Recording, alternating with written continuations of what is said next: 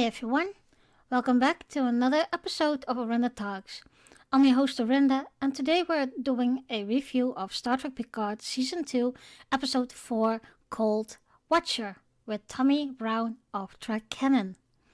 Star Trek Picard is set in the end of the 24th century, 18 years after the events of Star Trek Nemesis, with Sir Patrick Stewart reprising his iconic role.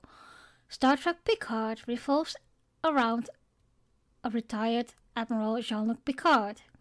He is still deeply affected by the loss of Lieutenant Commander Data, portrayed by Brad Spiner, and the destruction of Romulus, and steps into the next chapter of his life.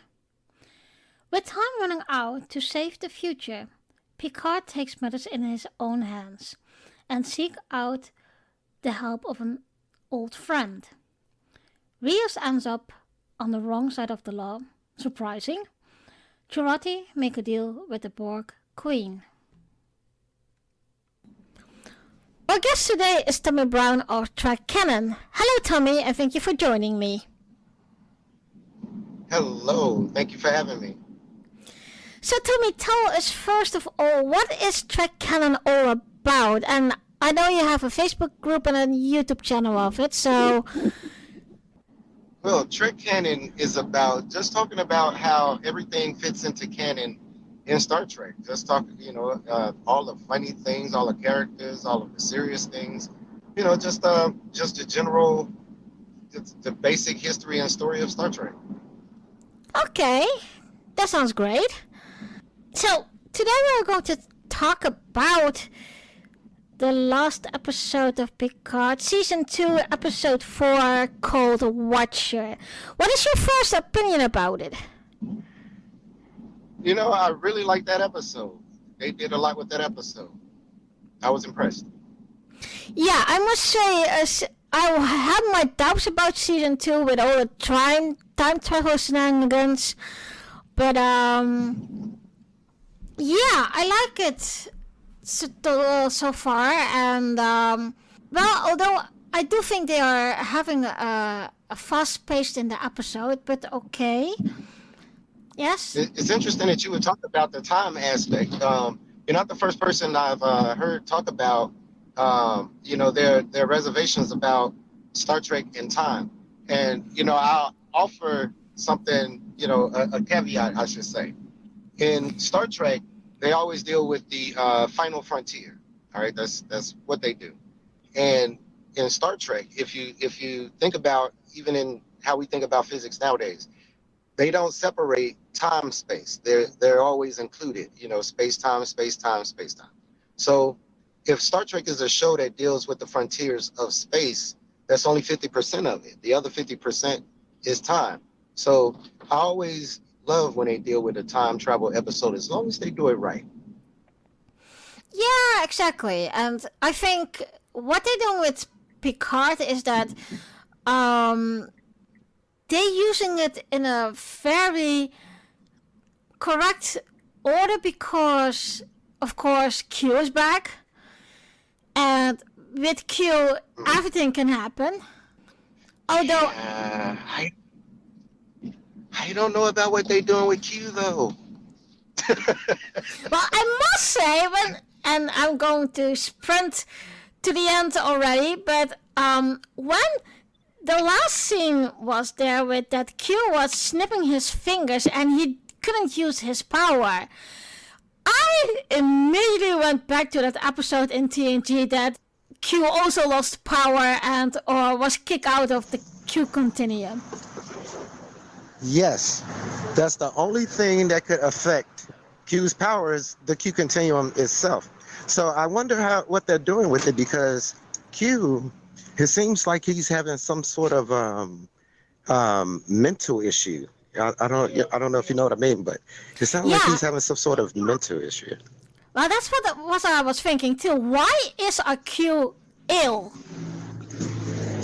Exactly.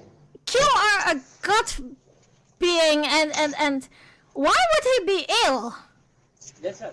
Well, yeah, exactly. Why would he be having problems? So I wonder where they're gonna go with that particular part. Yeah, and also what about Laris? Would she be the Watcher? Or I was thinking maybe Q is the Watcher, but and there was a theory You know, that yes, Larius, I'm very interested in what they're doing with her, but to have her as the Watcher, the only thing I could think of as far as Laris being a Watcher is if Laris was, I'm sorry about that, is if Laris was somehow, if that isn't the real Laris, if you know what I mean. mm, If that's just somebody who looks like Laris. yeah, cause it was really a little bit creepy how the Watcher was using those bodies of other people to get to Picard, and why would Laris um, transform him to another thing in like a portal or whatever? Exactly, and that's and if you remember the original series episode, the Watcher Gary Seven wasn't able to do that, and if he was, he never showed that particular skill in that episode. When there was many times that would have been very very useful in that Yeah, yeah, episode. yeah, yeah, yeah. And what about that bond now between Jurati and the Borg Queen? The Borg Queen. Ah, you know, the first okay, right. So the Borg Queen. Let me tell you about the Borg Queen. The first 3 episodes of Picard, the Borg Queen was in her element. She was menacing, Hmm. she was intimidating. But it seemed like when she was able to, one, not immediately assimilate one person hooked up to her, and two, have that person steal any type of information from her. That just to me, it made the Borg Queen seemed very, very small and singular at that moment. Hmm. But I think also because Q, in a way, erased the future we know with the whole Star Picard, so will be the Queen in a totally different way. And only Picard and his crew remember what really happened. Mm-hmm. So, and that was, I think, when they killed off Eleanor. Oh, poor Eleanor. Poor Eleanor. Yeah, I was really thinking of, dude, they are killing another loved character. But, of course, Yes. we are doing time traveling, so perhaps he will be back in the season again. I hope so. Especially since Ralphie seems like she's very single-minded in trying to have that happen no matter what the cost is in the past, it seems like. Yeah, but I think that's because she has a lot of guilt to her own son. And we saw it in season 1. Her son don't want to have anything to do with her anymore because of what happened.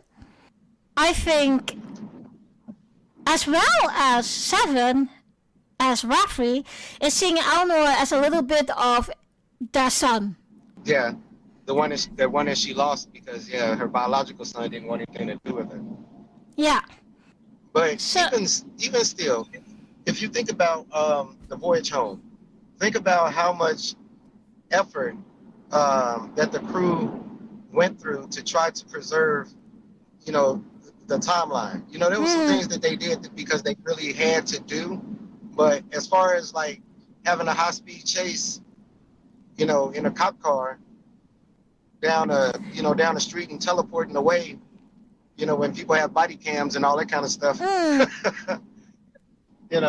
then make no effort to go back and get that footage or reference that, like they did in the original series episode when who was it? The Air Force had got that footage of the Enterprise in the atmosphere.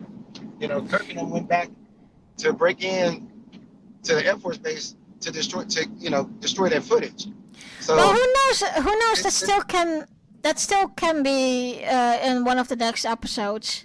Who knows what's happened? That's why I'm looking forward to it. Exactly. That's why I'm so much looking forward to it. You know. Hey, what do you Yeah, think of Laris being the Watcher? I don't know. I was very um yeah, I don't know. Like I said, it's just real weird and but mention her like in the former episode that she would be a love interesting to Picard. This is totally the opposite, and I don't know if I can see Laris as a watcher because she in that time they also told us that she is becoming a widower because her husband was one of the Romulan resistance members. My my son had an interesting theory about Laris. He says that okay, well, maybe Laris is the focal point of the change in time. Maybe Hmm. because maybe something happened between her and Picard, to whereas maybe she actually does know who Picard is, but the reason she's reacting to him the way she is because that's actually the Laris from the time that his timeline, and she's Hmm. still feeling a certain kind of way about how he rejected her. But Yeah. I hope that that's not something that they but you know to include the watchers, it just made me happy anyway, right there, for somebody to even have known about something so obscure in Star Trek history. Yeah. We also see a young Guinan. What do you think about her? Oh, young guy. So this is the second time we get to see. Well, this is the third time we get to see a young Guinan. All right. So we have Time Zero, we have Rascals, and we have now. All right. Now in Time Zero, Guinan played by Whoopi Goldberg, so no problem. In Hmm. Rascals, in that episode, the young lady who played Guinan in that episode embodies so much of the mannerisms of the actual Guinan that it was kind of scary. Like out of all the kids that played their kid counterparts of the adults, the actress that played Guinan, she was really on point. The body language, the things that she would say. The lady who played in this episode is Guinan. I don't think like if you didn't tell me her name was Guinan, I wouldn't have known that that was Guinan. The things that she would say, how she would react, um, you know, the wisdom that she would have, the intelligence she would have, none of that was present to me. But I think you need to bear in mind as well is that this Guinan has never met Picard because of what Q did. Q changed the timeline. And But so, that happens in 2024 though. She met Picard back in like what was it, 18 something? yeah, but what I Yeah. mean is So that that wouldn't exist anymore because Q changed that all. ah, Like I I said, see what you mean. that's what because people always say that too. But I don't think people remind themselves is that Q since the first episode of season 2 he changed the whole timeline. So the timeline we know doesn't exist anymore. I see what you're trying to say. I'm picking up what you're putting down. That's very, very interesting. I like that. I like that. So So the events of Time's Arrow never occurred. yeah, Ah, okay. Then let me ask, why didn't she notice immediately that he was out of time, that he did not belong in this time period? I don't know, but maybe it has to do something with. We see her in a moment that she has a lot of on her mind. I got you. I got you. She got a lot to worry about right now. And All but right. what I did like of that scene is that the same dog that was number one was there on the place, and that he trusted Picard immediately. See, it's little things like that that kind of take me out of the storyline. Like, for instance, the bar's name is 10-4. So if that's the case, that means that either they named Deck 10 Ford section of the Enterprise was named by Guinan, either that was a happenstance or the writers thought that 10-4 was the actual name of the bar in the next Mm, generation. Because, I thought that was always the name of the bar. well, they just called it 10-4. Yep, that was like that was their, I guess their, I guess you could call it their slang, but it was Deck 10 Ford section, and that happens to be where everybody congregates and calls 10-4. Yeah. Okay. Well, that was another humoristic scene, and that was the scene on the bus with Raffi and Seven. And that was the same punk boy in Star Trek movie 4. And I don't know if you guys know it, but the director and producer of that episode was the woman who played in Back to the Future. Who Oh played the wow, mom? I did not know Yeah, that. yeah, she is, and I didn't recognize her to be honest. But when they say, well, she played the mom of Marty McFly in Back to the Future, I was thinking, whoops, okay. And now it happens. The story is going. She knew the actor who played that punk boy on the bus. So she asked him, Oh. well, I'm doing this episode, again, a bus scene, and I want you to come back. So the punk on the bus is actually the original actor who also played the punk in the bus on Star Trek 4. Now, I did know that the actor who played the punk rocker on that on the bus in that episode, he was the executive producer of the movie of that of the Voyage Home. So he was the executive Ah, producer and yeah of that movie, and he happens to be like they happen to need it an extra for that part, and he played that part. oh, that's just Yep. cool. I was wondering when I was watching it, right, and they did the scene. First of all, I had to just have a big old Kool-Aid smile on my face. But then I said to myself, when was the last time I seen a punk rocker though? When was the last time I actually seen in 2022 a Mohawk punk rocker? And I had, with a boom box. Yeah!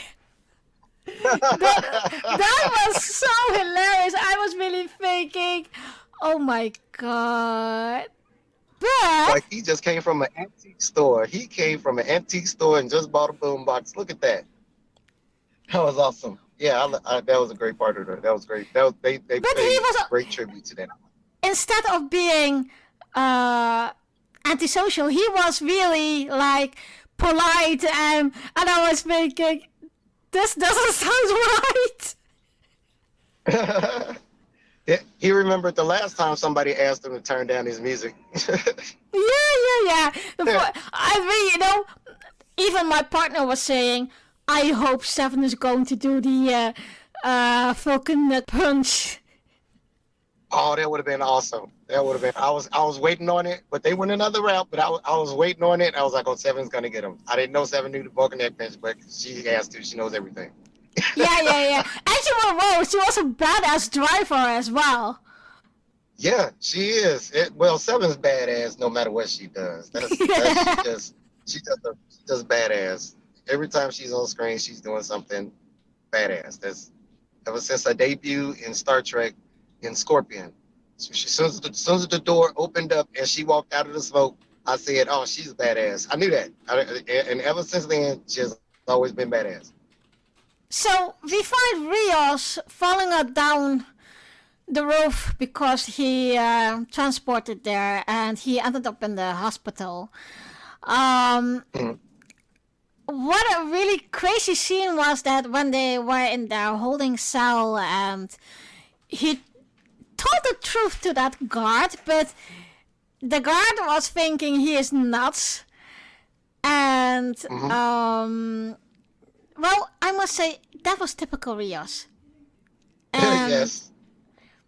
also, like, Seven and Ruffy were transporting normally somewhere down, and they could just search for each other, but Rios, he fell down everywhere and had a bloody nose, and they have to bring him to the hospital. And end up being in a prison bus. You know what's going to be, well, you know what, it seems the storyline that they're going to go with him, and if they do, it would be very interesting. It seems like with Rio, they're going to go with the grandfather paradox because of I think for some reason, I think that doctor lady is one of his ancestors. Okay. For some reason, I think that for some reason I think that's going to shape up to be the case, that she's one of his ancestors or something like that, and that's probably the basis of their connection. Yeah, I think that would be I'm just speculating, but just from what I've seen, it seems like it almost seemed to me like she had a romantic attraction to him at first, but then as their relationship progressed, it almost seemed motherly, like her concern for him was, and for her was like family, like he didn't want to just leave. For some reason, he didn't want to leave and run and leave her there. For some reason, why he decided to stay, but he hasn't made any type of flirtatious advance towards her. And on the flip side, she hasn't made any really towards him. It's more familial to me if I really break down what's going on with them, and that's why I have the idea that I have. Isn't that because they speak the same language, and because with like immigration service that's coming to raid her, and he's helping her so much that in the way of that she is kind of caring for him, and at his side, I think, because of his past, what he's been through, and that's what I also like, because he had the new Stargazer. What do you think about the new Stargazer, by the way? Beautiful. Yeah, I love it. But and they you put see, real care and attention into that design. yeah, I really loved it, and you could see Rios was on his place at that bridge. I love the bridge. Yes. I didn't love him smoking on the bridge, and I don't know why the fire suppression system and the alarm didn't go off. But we learned the reason why you can't, fire suppression.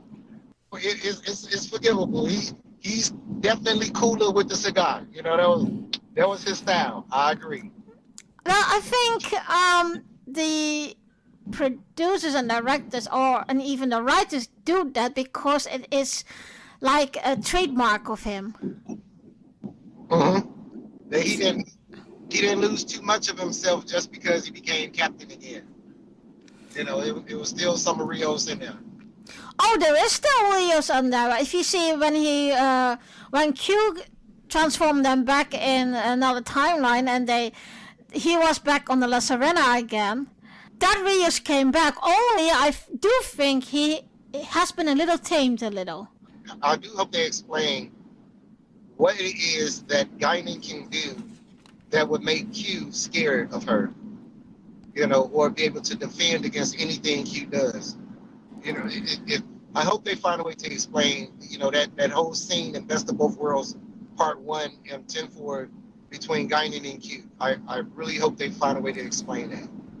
Well, I do think if you see it in the timeline they are now, and Q doesn't have his powers anymore, but you did see when Picard Picard told Guinan his name, you could see the shifting in her demeanor of, hey, this is familiar, and he knows what species I am, and he knows what I can do. So there's definitely more than that I don't recognize him. Hey, if Time's arrow, I was just thinking, if Time's arrow, if those events never occurred, then that would mean that the events of Q Who, was it Q Who? No, Deja Q. That would mean that the events of Deja Q didn't happen, which means that whatever the case that led the continuum to take Q's powers still occurred. Do you know what I mean? Yeah. So maybe that explains why Q doesn't have his powers, because he never proved himself to the crew of the Enterprise that day, because that never occurred. Do you think that the Q continuum has something to do with it? Well, they got to, based on canon, because they can't. The Q are very known to not have rogue Q running about just doing what they want, or rogue entities running about just doing what they want. So either they took his powers because of what he's doing, or something. But that's the only people in canon that could take Q's powers, or affect Q's powers, or affect Q, period. Yeah, what I'm wondering is what kind of illness does he has, and is that in what that he doesn't have his powers now? Could be, especially since he turned himself old. He might be suffering from an age-related mental illness. That could be possible. I'm with you. But it's it's still weird because, like I said before, why would Q be ill? Exactly. I do think Q is more compassion now with Picard. Although he was still in pain in the ass, but okay. I don't know. He gave him a good smack. I don't know if that was payback for when he was fighting Benjamin Sisko, but he gave him a good smack. It reminds you of what? Well, when that episode with Captain Sisko, that Sisko punched Q was saying, "Oh, but Picard never punched me," and Sisko was saying, "Yeah, well, I'm not Picard." Yep. Yeah. See, he still had a grudge from that, so he took it out on Picard. hit him hard, knocked blood in him. I was like, wow. Yeah, okay. but even but Picard also was stunned about that. Yeah, but also of that Picard was really fed up with him, and to tell Q get lost, I'm not in the mood for your games, and I'm too old for your games. And you know what else was interesting about that interaction? It seemed like Q was truly annoyed that he has to come back and address something else that Picard has done, that he got to help him out of, that he don't know he did. It seemed like a parent scolding a kid, like, here I am again, having to do this, like, here we are again at the trial. Again, have you not learned anything? It's their conversation. Q's temperament seems like that to me. Normally he's real patient with Picard. Normally likes to talk to him, try to show him, take him through a lesson or something like that. He's never hit Picard, Mm-hmm. So if he sees Picard as a child or as a pet, I think he's probably like, man, look, I'm tired of you using the bathroom in the house when I done showed you many times how to go outside and use the bathroom, man. So that's pretty cool. So what do you think about how she was able to manipulate the Borg Queen? Well, I must say this is the first time I liked Jawati and what she did, because I can't keep my finger on her of, do I like her or do I don't like her? And this was the first, and that was the real fun thing when she said to the computer, when Picard disconnected her and she told the computer, what is the file called of what I stole, information I stole from the Borg Queen, and it was something like, "Oh shit, I stole from the Borg Queen," and I was laughing, and I was thinking, "Oh my god, that is Jurati. That is what Jurati would name it." And That's, in one way, I think she is going to be more important than we think and we have seen her to be. Yeah? can you imagine how strong in her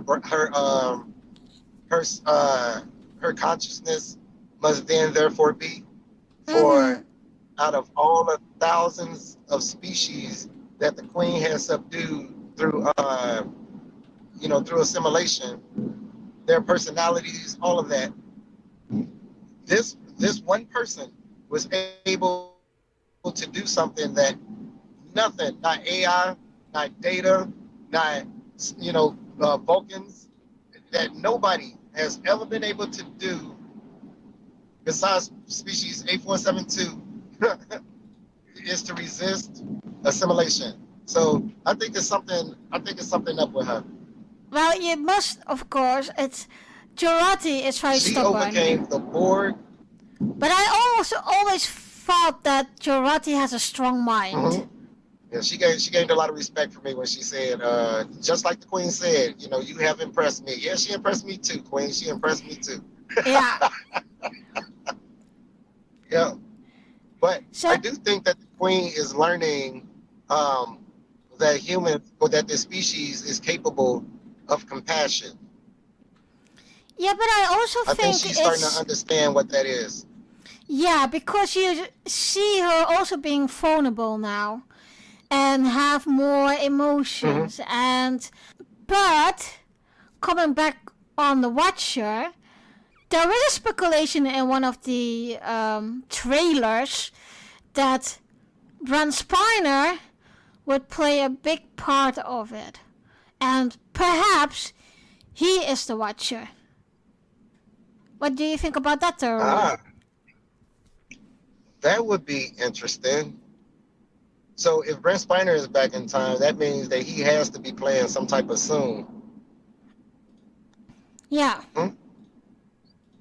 Now, that would mean that the Soon family not only is responsible for some of the best AI, not only responsible for some of the best genetic augmentation, but they are also watchers of the galaxy, which would, I Mm-hmm. guess, would explain why they all look alike.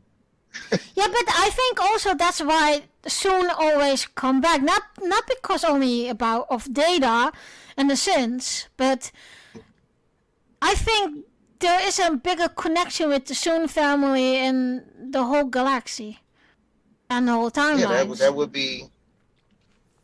would be very interesting. But I though I would have to say if they were to make assume that important, to even to stack on even that to that family, I don't know how I would feel about that. I think I would be like, nah, get out of here. That would mean the Soon family was more important than Zephyr and Cochrane. Get out of here.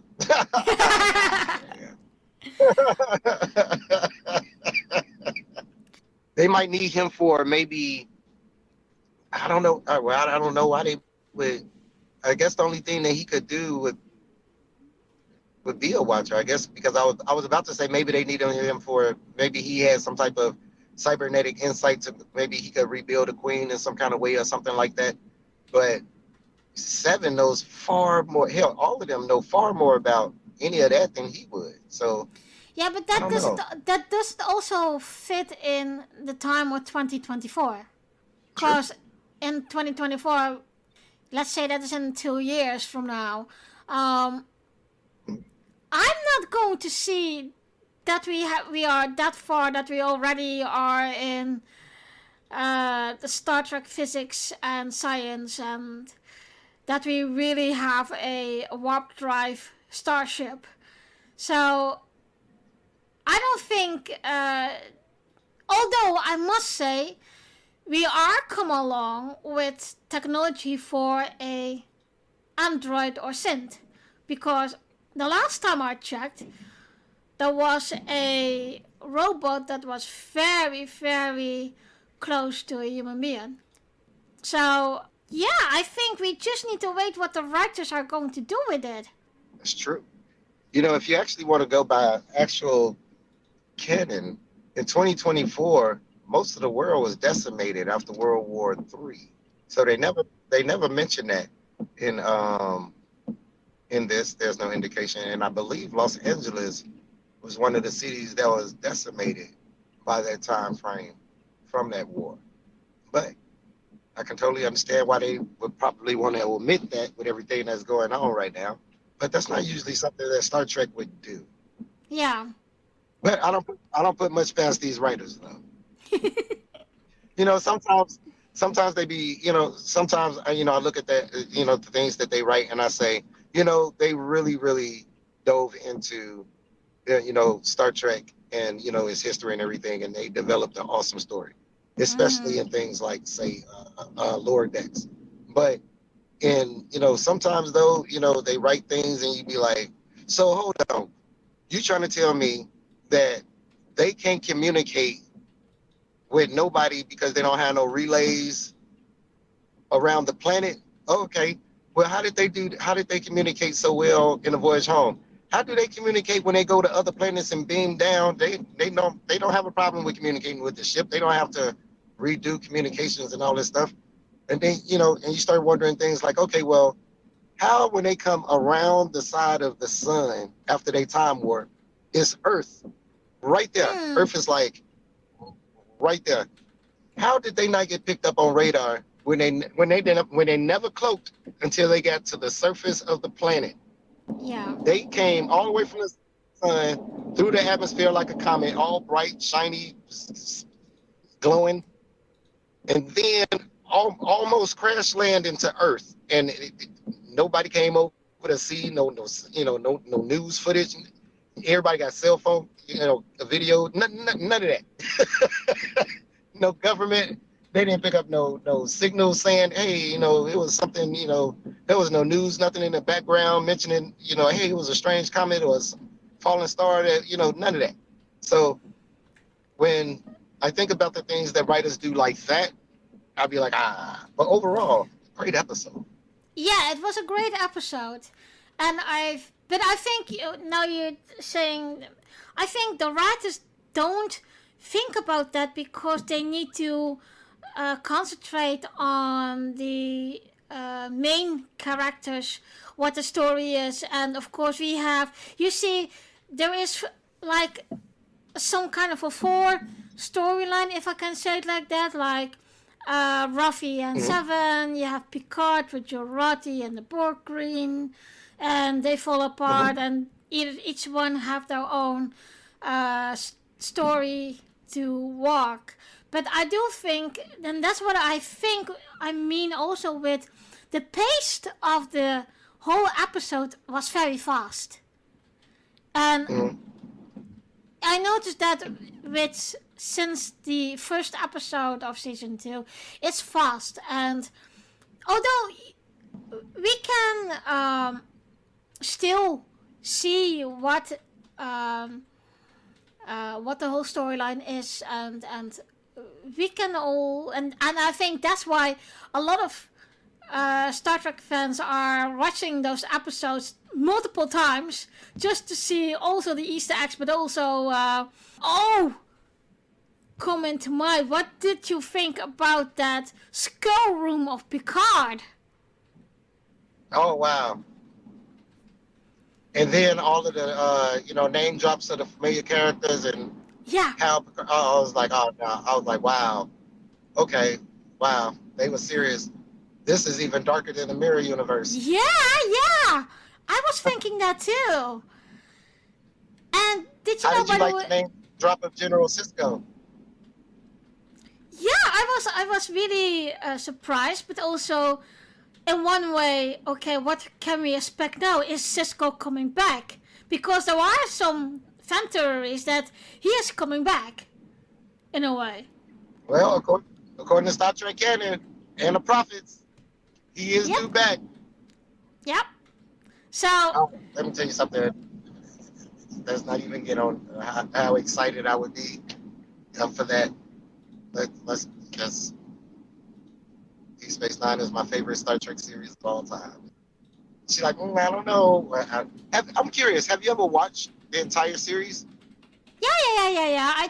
I at least watch all the series one time in a year, and I do a marathon about it. So I binge every things.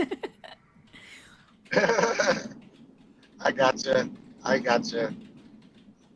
Yeah. So what? I'm curious. So you really like this episode too?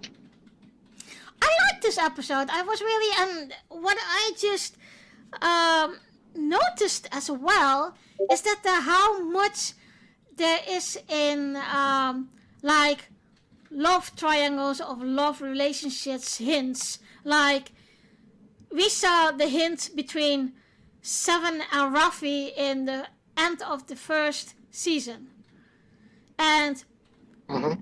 in one way they are developing something in here. And although it is really weird because I always thought, okay, Seven and Ravi would be, they would keep them like heterosexual because they already have a lot in Discovery. Like, I'm not against it, totally not. But I mean, because they already show them as women who only loved men and dated men, and then they are ended up, quote, together, maybe they need to think about that again because how they already have been acted. I agree. Seven has never been shown to be um, non-heterosexual. You know, Mm-hmm. she during the time she was looking for a mate, a suitable mate on Voyager. None of her suitable candidates that she selected were female.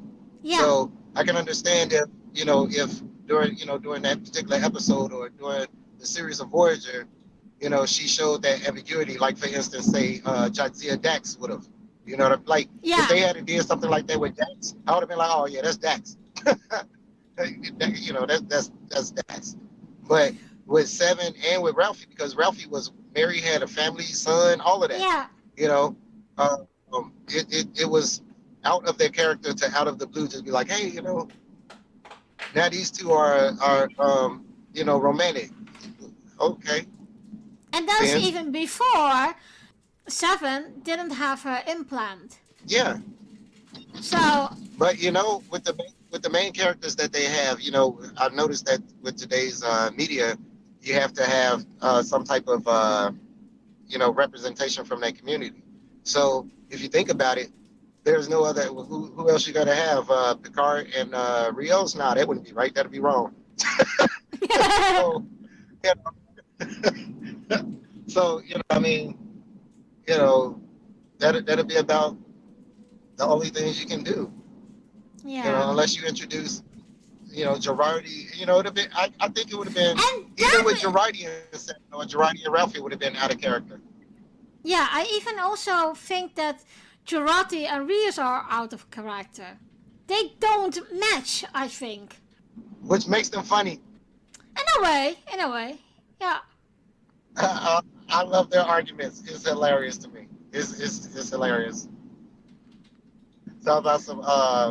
What was the episode? I think it was episode one where she was down on the planet with the what's her name? The android girl. I forget what her Yeah, name is. Soji. And yeah, with Soji. And Soji was like, "Yeah, I'm basically. You told me to, stop you from drunk dialing your ex, Yeah, And I was thinking to myself, all right, yeah, that's her. She would say something like that. did you know, by the So, way? Did you know, by the way, that the man who played the administrator and Seven's husband in this timeline is the real father of the actress that played Soji?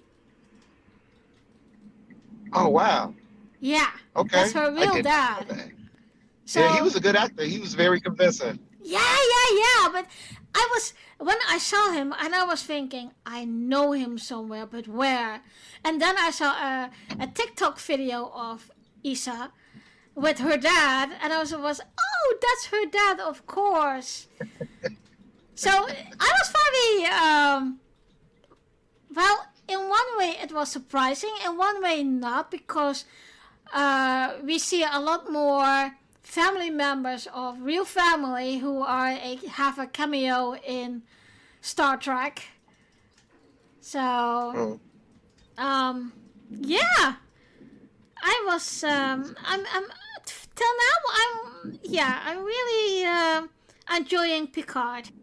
Yeah, I am. I'm looking forward to. In fact, I think what the new episode premieres today. I think I might have to take a look at that when I get a opportunity to, and see where they're going. I just really hope they do Brent Spiner's character, whoever he decides to play. I hope they do it justice, because whenever they include Brent Spiner in an episode, it's always a treat. It's always Yeah, it's and always purposeful, and it's always a treat. yeah, I think he always he said it himself. I can't never play Data again because they could Hmm. kill him off for 2 times now, and so I think it will be a totally different character, or it will be a Soon again. You know what? He couldn't ever play Data again, but he could definitely play Lore. Oh yeah, but Hmm. well, now you mentioned that Q and Lord together in a friendship or alliance. Whoops. Oh, that'd be too much for anybody right there. That'd be too much for anybody right there. I mean, either of them just separately, you just got your hands full. But yeah, but together, nah, that's just he take Laura in this ring like he did Vosh. That'd that'd be awesome. Uh, yeah, I think we have put this episode real good together, and we have talked everything about the episode. Is there something you'd like to add?